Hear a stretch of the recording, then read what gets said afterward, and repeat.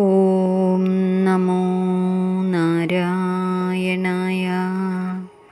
ശ്രീമദ് നാരായണീയം ദശകം 15 ശ്ലോകം 4. അപ്പോൾ മായ വിട്ടുമാറണം, ഭഗവാനോട് ചേരണം എങ്കിൽ ഈശ്വരഭജനമാണ് വഴി എന്ന് പറഞ്ഞു കഴിഞ്ഞ ശ്ലോകത്തിൽ.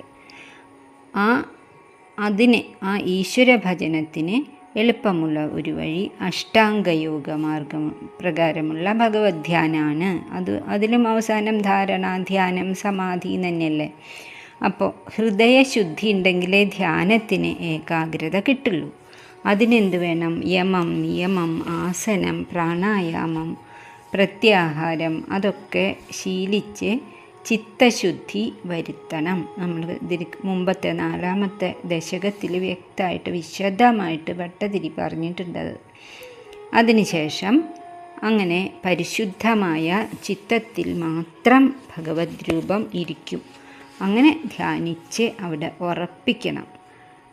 പിന്നെ ഭഗവാനെ എങ്ങനെ ധ്യാനിക്കണം എന്നാണ് ശംഖചക്രഗദ തുടങ്ങിയ ദിവ്യായുധങ്ങൾ, കൗസ്തുഭം, വനമാല തുടങ്ങിയിട്ടുള്ള അലങ്കാരങ്ങളൊക്കെ അണിഞ്ഞ് ഗരുഡൻ്റെ പുറത്തിരുന്ന് മനോഹരമായിട്ടുള്ള ആ നീലവർണ്ണത്തിലുള്ള ശരീരത്തോടു കൂടി ഉള്ള ഭഗവാനെ അല്ലെങ്കിൽ ഭഗവാന്റെ അംഗങ്ങളെ, സച്ചിദാനന്ദമായിട്ടുള്ള ആ പുഞ്ചിരിയെ, കരുണാപൂർണമായിട്ടുള്ള കണ്ണിനെ, താമരപ്പൂ പോലുള്ള പാദങ്ങളെ അനുഗ്രഹിച്ചു കൊണ്ട് നിൽക്കുന്ന കയ്യിനെ, എന്തിനെ വേണമെങ്കിലും നമുക്ക് ധ്യാനിച്ചുറപ്പിക്കാം എന്നാണ്. എന്തായാലും ആ ധ്യാനം കൊണ്ട് ഭഗവത് രൂപം മനസ്സിൽ ഉറയ്ക്കുന്നതാണ്. ശ്ലോകം നോക്കാം. 4-ാമത്തെ ശ്ലോകം. വിമലമതിരുപാത്തൈരാസനാദ്യൈർമദംഗം ഗരുഡസമധിരൂഢം ദിവ്യഭൂഷായുധാംഗം രുചിതുലിതതമാലം ശീലയേതാനുവേലം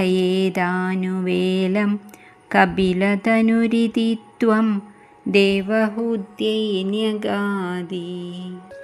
ഒരു വാക്കായിട്ട് അർത്ഥം നോക്കാം. വിമലമതി, ഏറ്റവും വിമലമായ പരിശുദ്ധമായ മനസ്സോടുകൂടിയതും, ഉപാത്തൈ ആസനാദ്യൈ, ആസനം തുടങ്ങിയവ സ്വീകരിക്കപ്പെട്ടും, അഷ്ടാംഗയോഗം സ്വീകരിച്ചുകൊണ്ടും മനസ്സിനെ അങ്ങനെ യോഗനിഷ്ഠമാക്കുക. ഗരുഡസമധിരൂഢം ദിവ്യഭൂഷായുധാംഗം രുചിതുലിതതമാലം മദംഗം അനുവേലം ശീലയേത്. എങ്ങനെ വേണം ആ ധ്യാനിക്കാനായിട്ട് ഭഗവാനെ? ഗരുഡസമധിരൂഢം, ഗരുഡൻ്റെ പുറത്ത് ആരോഹണം ചെയ്തിട്ടുള്ളതും അധിരൂഢമായിട്ടുള്ളതും, ദിവ്യഭൂഷ ആയുധ അംഗം, ദിവ്യങ്ങളായിട്ടുള്ള ഭൂഷണങ്ങളാലും, വനമാല, കൗസ്തുഭം, മയിൽപ്പീലി അങ്ങനെയുള്ള ഭൂഷണങ്ങളാലും അലങ്കാരങ്ങളാലും ആയുധങ്ങൾ, ശംഖ്, ചക്രം, ഗദ, പങ്കജം, ശംഖും ചക്രം ഗദയൊക്കെ ആയുധങ്ങൾ തന്നെയാണ്. ആ ആയുധങ്ങൾ കൊണ്ടും അലങ്കരിക്കപ്പെട്ടിട്ടുള്ളത് അംഗം, ദിവ്യഭൂഷായുധാംഗം, രുചിതുലിതതമാലം, നല്ല ഭംഗി, പച്ചില മരത്തിൻ്റെ ഇല പോലെയുള്ള ശോഭയോടുകൂടി, ഇളം തളിര് വരുമ്പോൾ നല്ല ഭംഗിയുണ്ടാവും, അതുപോലെയുള്ള മനോഹരമായിട്ടുള്ള നിറം. അങ്ങനെ പറഞ്ഞു എന്നേ ഉള്ളൂ. ഭഗവാന്റെ നിറം നീലയായിട്ടാണ് എപ്പോഴും പറയുക. ഇവിടെ പച്ചില മരത്തിൻ്റെ നിറം പോലെ തിളങ്ങുന്ന ഭംഗിയുള്ള നവമായിട്ടുള്ള ശരീരം, നിറം എന്നാണ്. മദംഗം അനുവേലം ശീലയേത്, അങ്ങനെയുള്ള എൻ്റെ അംഗം, എൻ്റെ ശരീരം അനുവേലം, വല്ലപ്പോഴും സന്ധ്യയ്ക്ക് നാമം ചൊല്ലാതിരിക്കുമ്പോൾ മാത്രമല്ല, എപ്പോഴും അനുവേലം, സദാ ശീലയേത് എന്ന് പറഞ്ഞാൽ ധ്യാനിച്ച് ശീലിക്കുക, ധ്യാനിക്കുന്നത് ശീലമാക്കുക. ഇതി കപിലതനു ത്വം ദേവഹൂത്യൈന്യഗാദി, ഇങ്ങനെ കപിലരൂപമെടുത്ത ത്വം, അങ്ങ് ദേവഹൂതിയോടായിട്ട് ന്യഗാദി പറഞ്ഞു. മനസ്സിനെ നിയന്ത്രിക്കണം, മനസ്സിൻ്റെ മാലിന്യങ്ങൾ കളയണം, മനസ്സ് ശുദ്ധമാകണം, എന്നാലേ ഭഗവത് രൂപം മനസ്സിൽ തെളിയൂ, ഭക്തി പരിശുദ്ധമായ മനസ്സിലേ ഉണ്ടാകുള്ളൂ എന്ന് എപ്പോഴും പറയും.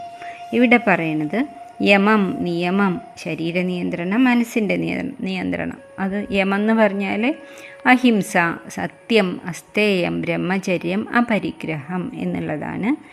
നിയമം എന്ന് പറഞ്ഞാൽ ശുചിത്വം, സ്വാധ്യായം, തപസ്, സന്തോഷം, ഈശ്വരപ്രണിധാനം. ഇവയിലൂടെ മനസ്സ് ശുദ്ധമാകും എന്ന കാര്യം ഉറപ്പാണ്. അതിനുശേഷം അഷ്ടാംഗമാർഗത്തിലെ ബാക്കിയുള്ള കാര്യങ്ങളും കൂടി ശീലിക്കണം. അപ്പോൾ മനസ്സിൽ ഭഗവാന്റെ രൂപം തെളിയും. അതിൽ ധ്യാനം, ധാരണ ഒക്കെ ഉണ്ടല്ലോ. അങ്ങനെ ഭഗവത് രൂപം തെളിയും. എങ്ങനെയുള്ള രൂപമാണ് പറഞ്ഞിരിക്കുന്നത്? ദിവ്യമായിട്ടുള്ള ആഭരണങ്ങളും ദിവ്യമായിട്ടുള്ള ആയുധങ്ങളും ഒക്കെ അണിഞ്ഞ് ഗരുഡൻ്റെ പുറത്ത് കാല് വെച്ചിരിക്കുന്ന ആ ഭഗവത് രൂപം അങ്ങനെ വേണമെങ്കിലും ധ്യാനിക്കാം. ഭാഗവതം തൃതീയ സ്കന്ധത്തിലെ 28ാമത്തെ അധ്യായമാണ് ഈ ശ്ലോകത്തിൽ സംഗ്രഹിച്ചിട്ടുള്ളത്. അഹിംസ, സത്യം, അസ്തേയം തുടങ്ങിയിട്ടുള്ളതായ അസ്തേയം എന്ന് പറഞ്ഞാൽ എന്താ? ആരുടെയും ഒരു വസ്തുവും മോഷ്ടിക്കാതിരിക്കുക. മോഷ്ടിക്കാനൊന്നും നമ്മൾ പോണില്ലല്ലോ എന്ന് പറഞ്ഞാൽ അത് ആഗ്രഹിക്കാതിരിക്കാൻ ശ്രദ്ധിക്കണം. അതും ഒരു മോഷനാണ്. മനസ്സിൻ്റെ ഉള്ളിൽ അത് കിട്ടിയാൽ കൊള്ളാം എന്നുള്ള ചിന്ത പോലും പാടില്ല. അത് സ്തേയമാണ്. അപ്പോൾ അതില്ലാത്ത, ആ കളവില്ലാത്ത ചിന്തയാണ് അസ്തേയം. തുടങ്ങിയിട്ടുള്ളതൊക്കെ നിയമമാണ്. അങ്ങനെയുള്ള നിയമം കൊണ്ടും സ്വാധ്യായം, സ്വന്തം ധർമ്മം ആചരിക്കുക തുടങ്ങിയിട്ടുള്ള നിയമങ്ങൾ കൊണ്ടും സാധകൻ എന്തു ചെയ്യണം? ഹൃദയത്തിനെ പരിശുദ്ധമാക്കണം. അതിനുശേഷം ഏറ്റവും നല്ല ഒരു അവനവന് സുഖകരമായിട്ടുള്ള ഒരു ആസനത്തിൽ ഇരിക്കണം. ഇരിപ്പിടം തയ്യാറാക്കേണ്ടത് എങ്ങനെയാണെന്നൊക്കെ മുമ്പ് പറഞ്ഞിട്ടുണ്ടല്ലോ. കുശപ്പുല്ല് വിരിക്കണം, അതിൻ്റെ മുന്നിൽ മുകളിലായിട്ട് ഒരു ഇരിപ്പിടം തയ്യാറാക്കണം എന്നൊക്കെ. അതിനുശേഷം ശരീരം, കഴുത്ത്, ശിരസ് ഇതൊക്കെ നേർരേഖയിൽ വളയാതെ ഇരിക്കണം. നമ്മുടെ ശരീരശാസ്ത്രത്തിനെ സംബന്ധിച്ചും അത് നല്ലത് തന്നെയാണ്. അങ്ങനെ കഴുത്തും നട്ടെല്ലും ഒന്നും വളയ്ക്കാതെ നിവർന്നിരിക്കണം. ശിരസ്, നട്ടെല്ല്, കഴുത്ത് ഒക്കെ ഒരേ വരയിലായിരിക്കണം. അതാണ് ആസനജയം നേടുക. അങ്ങനെ കുറച്ച് നേരം ഇരിക്കാനായിട്ട്, ഒരു അണു പോലും അനങ്ങാതെ ഇരിക്കാനായിട്ട് സാധിക്കണം. പിന്നെ ശ്വാസനിയന്ത്രണം. ഉള്ളിലേക്ക് എടുക്കുക, അവിടെ കുറച്ച് നേരം പിടിച്ചു നിർത്തുക, സാവധാനം താഴേക്ക് പുറത്തേക്ക് വിടുക.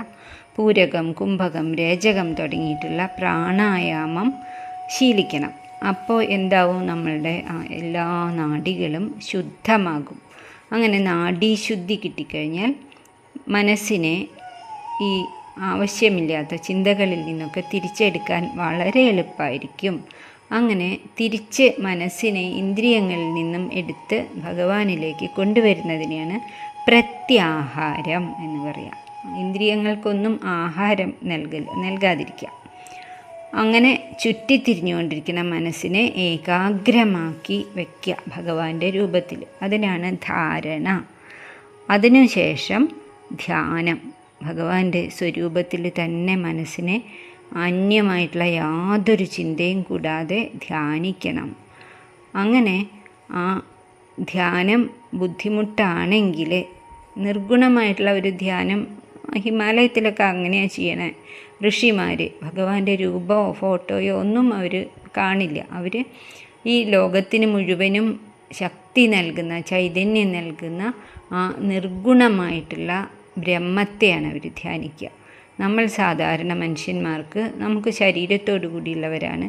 അതുകൊണ്ട് തന്നെ ഭഗവാന്റെ ശരീരത്തോടു കൂടിയിട്ടുള്ള ആ ഗുണത്തോടുകൂടി സഗുണ രൂപത്തെ ധ്യാനിക്കാനാണ് എളുപ്പം. അതിൽ യാതൊരു തെറ്റും പറഞ്ഞിട്ടില്ല. അങ്ങനെ മോഹനമായിട്ടുള്ള ആ ഭഗവത് രൂപം, ഓരോരോ അവയവങ്ങളെ ഒക്കെ ചിന്തിക്കാം. ഗരുഡൻ്റെ മുകളിൽ തൃപ്പാദങ്ങൾ വെച്ചിരിക്കുന്ന ഭഗവാനെ ധ്യാനിക്കാം. അങ്ങനെ ആ സുന്ദരമായ മന്ദഹാസത്തിൽ മനസ്സിനെ അവിടെ പിടിച്ച് നിർത്തണം. അപ്പോൾ മനസ്സിങ്ങനെ സമാധി എന്നതുപോലെ ആനന്ദമായിട്ടുള്ള ആ പുഞ്ചിരിയിലെ ആ ആനന്ദം നമ്മളിലേക്കും പ്രസരിക്കും. ഇതിനെയാണ് സമാധി എന്ന് പറയുക.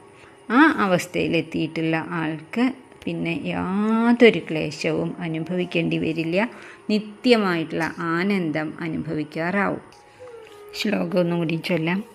വിമലമതിരുപാത്തൈരാസനാദ്യൈർമദംഗം ഗരുഡസമധിരൂഢം ദിവ്യഭൂഷായുധാംഗം രുചിതുലിതമാലം ശീലയേതാനുവേലം കപിലതനുരിതിത്വം ദേവഹൂത്യൈന്യഗാദി. അപ്പോൾ അനുവേലം ശീലയേതെന്നാണ്, സദാ ധ്യാനിച്ച് പരിശീലിക്കുക. അപ്പോൾ മനസ്സ് ശുദ്ധമാകും. ശുദ്ധമായ മനസ്സിൽ എൻ്റെ രൂപം തെളിയും. അത് അമ്മയെ ഭക്തി എന്ന ആ മധുരഭാവത്തിലേക്ക് എത്തിക്കും. അതിനായിട്ട് ശ്രമിക്കണം. ഓം തത്സത്. സർവം കൃഷ്ണാർപ്പണമസ്തു.